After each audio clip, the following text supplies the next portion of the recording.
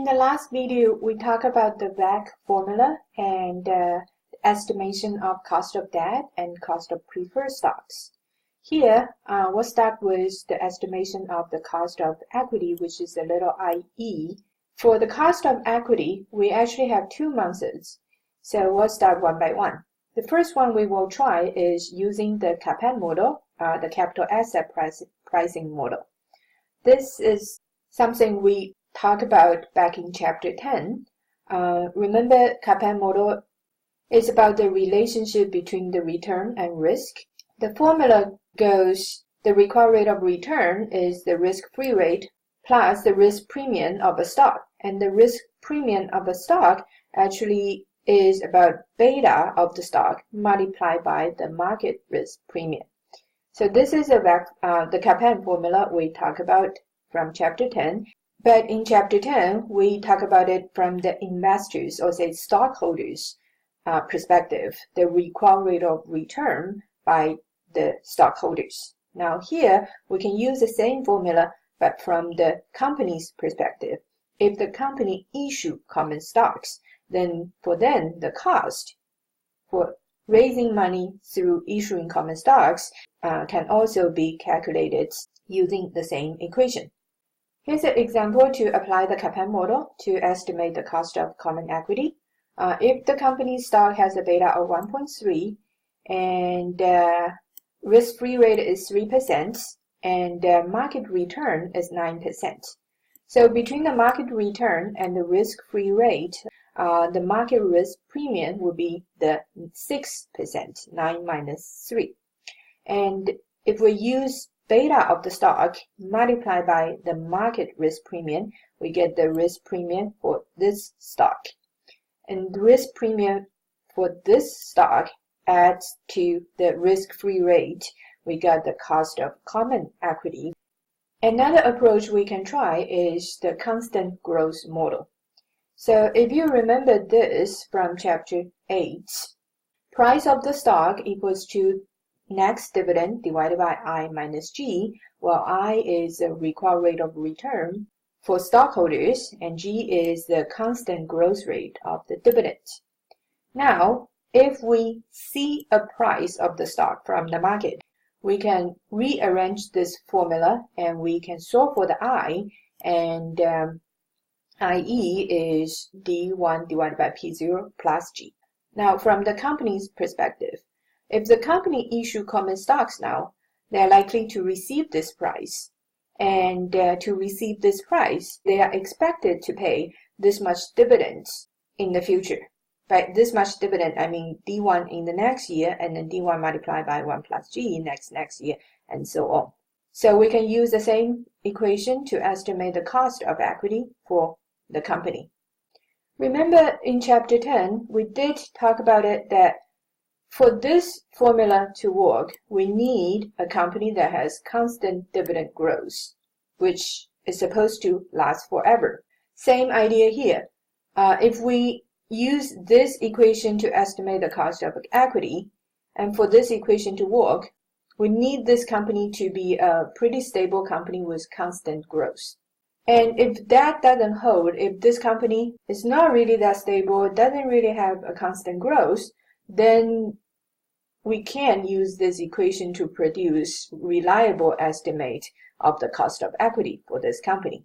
So one example is for those high-tech companies that are having pretty high growth rates, and a lot of them actually don't pay much dividends, and a lot of them just simply don't pay dividend at all. This model would not work very well for those companies. If we do apply the constant dividend growth model, here's an example. We are looking at the company stock price as $32.75 per share, and next dividend is going to be $1.54, so that is D1, next dividend. And the future growth rate is 6%, so we're plugging these numbers into the formula, and it turns out to give us a 10.7% cost of equity according to the constant dividend growth model. By now, you may be thinking, okay, if I follow this, we get a result of 10.7%. But couple of slides ago, when we were using the CAPM model, we got the result of 10.8%. So what exactly should we pick as the right cost of equity here? Well, overall, we expect the CAPM model to be a little bit more accurate, because remember, for the constant dividend growth model to work, it relies on this strong assumption that the company needs stable growth in the dividends. But it can also be a good idea to use both Monson and get the results from both a constant growth model and the CAPM model if the company does satisfy the assumption of the constant growth. In that case, we can try to have the average between the two different results, simple average or weighted average, either way is okay. That would help us to get a more appropriate result, just to consolidate between the CAPM model and the constant dividend growth model. Well, for your exam, you may need to analyze what kind of information is given to you first, and then decide which model can you pick. For example, if you are only provided with the beta and the market risk premium and the risk-free rate, then you know you can only use the CAPM model. And if you are only provided with dividend information, then maybe you can only use the constant dividend growth model. In your exam, if you are provided with all the information and you can try different approaches to get maybe two different results, then I will give you pretty clear guideline. For example, I will say use the average between the two results as the cost of equity. Now let's talk about the concept of flotation cost. Flotation cost usually is a cost of underwriting the new securities, new issues. For example, if the company needs to issue new common stocks, they will have to pay a lot of cost to the investment banks and maybe the attorneys, the accountants, just to go through all the procedure to bring the new common stocks to the market, or say to keep them float. So all those fees paid or expenses paid, they are called the flotation cost. And we understand if the company actually use what we call as internally generated source of capital, such as the retained earnings, then there's no flotation cost, because you do not have to go through any costly procedure to use those money. However, if you need to raise money from outside, there will be flotation cost. And sometimes when the flotation cost is very small, we can just ignore that. But if it's a substantial cost, then we have to think about how to incorporate the flotation cost in the cost of capital. Generally, flotation costs for bond issues are usually very small, so we just ignore them. But for equity issues, such as the preferred stocks and common stocks, the cost can be too big to ignore. In that case, we can subtract the flotation cost from the issue price, from the new issues, to reflect a net price. And then we use the net price instead of the issue price to calculate the cost of capital.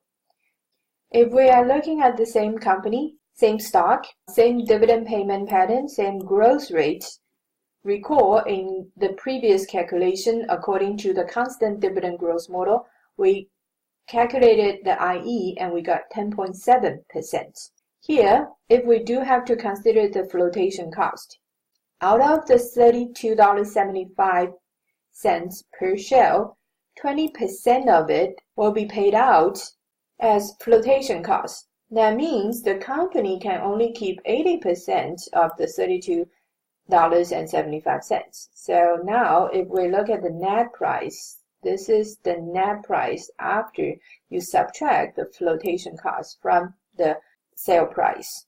And then you use D1 divided by the net price and then add to the 6% growth rate. Now the result is 11.88%, which is greater than the 10.7%. This makes sense because now we do have to consider the flotation cost.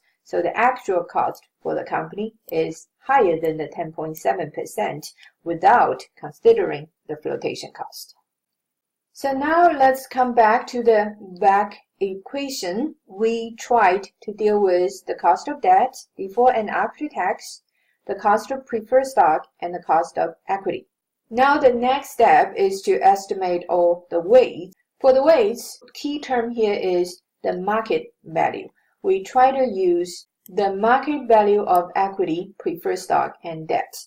So if in this case, if the company has 3 million shares of common stock, and you remember common stock price was $32.75 per share for this company, and 1 million shares of preferred stock price was also given in the previous slides, and 30,000 bond price was also given in the previous slide. So now common stock price $32.75 per share. So with 3 million shares, that's a total of more than $98 million. Preferred stock $72 per share, again from the previous slide when we calculated the cost of preferred stock. 1 million shares, so that's a total of $72 million. $975 per bond multiplied by 30,000 bonds, so that's a total of over $29 million. And now if you add up all the E and P and D, the total is $199.5 million. And out of the $199.5 million, common equity is the $98.25 million, so that's about 49.25%. Preferred stock is the $72 million out of the $199.5 million, so that's about 36%. For debt, the $29.25 million out of the total $199.5 million, that's 14.66%. And if you add up the three weights here, you can call this the WE, WP, and WD, and all the W's, they should add up to be 100%. So now we can actually plug everything back to the VAC formula. The weights of the common equity is calculated as the 49.25%. Cost of common equity, you can take the average of the 10.7 and 10.8%. This is the weight of the preferred stock as we calculated 36%. Cost of preferred stock, we also had the result. Cost of debt after tax multiplied by the weight of the debt, which is a 14.66%. And we should have a 9.28% final result for the VAC. Now, if we think about all the factors that can affect the VAC for a company, we say there are some factors that are simply not controllable by the company itself. For example, the market conditions such as the interest rates. Market interest rate helps to determine the cost of debt for the company, and the market interest rate, that's usually not something that one company can control. And if you remember, we need the market risk premium in the CAPM model to estimate the cost of equity. And the market risk premium is really about the overall stock market. And that, again, is not something one single company can control. Other items such as the tax rate, which helps us to estimate the after-tax cost of debt. You can imagine one company cannot change the tax rate. However, there are also some other factors that are controllable by the company, or say the company itself can change or adjust these factors. What can the company do to change its VAC? Well, they can change their capital structure, the weights. So if the company has 40% debt and 60% equity, the VAC results will may be different from the other scenario where they have 70% equity and 30% debt. So the company needs to make a decision about whether they want to borrow money or say have more debt or sell common stocks or they have more equity. So that decision can affect the weights, and which in turn can affect the company's overall weighted average of cost of capital. The company can also change its dividend policy. Generally, if the company pays lower amount of dividend, that means they may have more retained earning. And retained earning as part of the common equity can be the so-called internal source of financing. So if the company has a lot of retained earning, or say internal fund, they do not have to go issue new common stocks, and then they can avoid the flotation cost and make cost of equity a little bit lower. The company's investment policy can also affect its cost.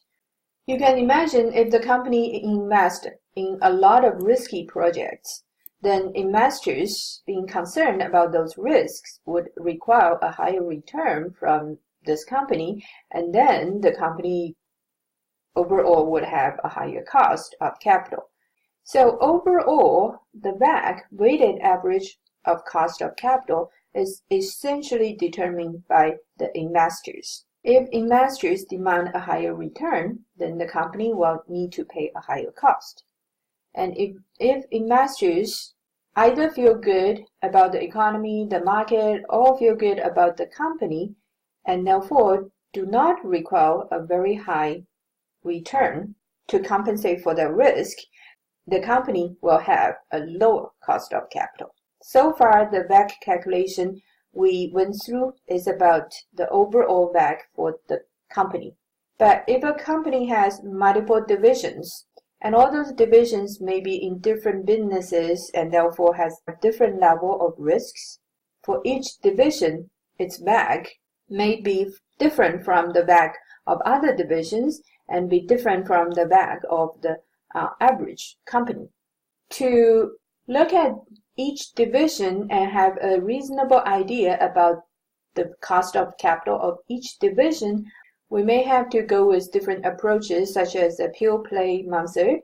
However, the calculations or say the estimations for the divisional WACC or the WACC of different projects inside of a company are not required for this class. So for this class, we focus on the overall WACC calculation for the company. So this concludes the whole chapter 11. And as I said at the beginning of this chapter, chapter 11 essentially is about this one long formula of weighted average cost of capital. We need to understand why do we have to care about the cost of capital, and why do we calculate a weighted average to estimate the cost of capital. And then, according to the WACC formula, every component, including the cost of debt, the IE, the cost of preferred stock, IP, cost of common equity, we need to be familiar with the approaches or the formula to calculate them.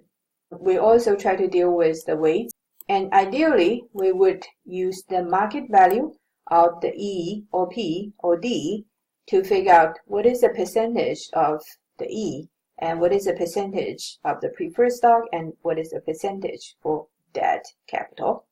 And conceptually, we also need to understand what would affect the cost of capital for a company. As we discussed earlier, some of these factors are not controllable by one company, but there are also other things one company can do to affect, hopefully to lower the cost of capital for the company. In the next chapter, we'll also see how WACC, the cost of capital, is used as a benchmark in the capital budgeting process. And we'll start the discussion of capital budgeting in chapter 13.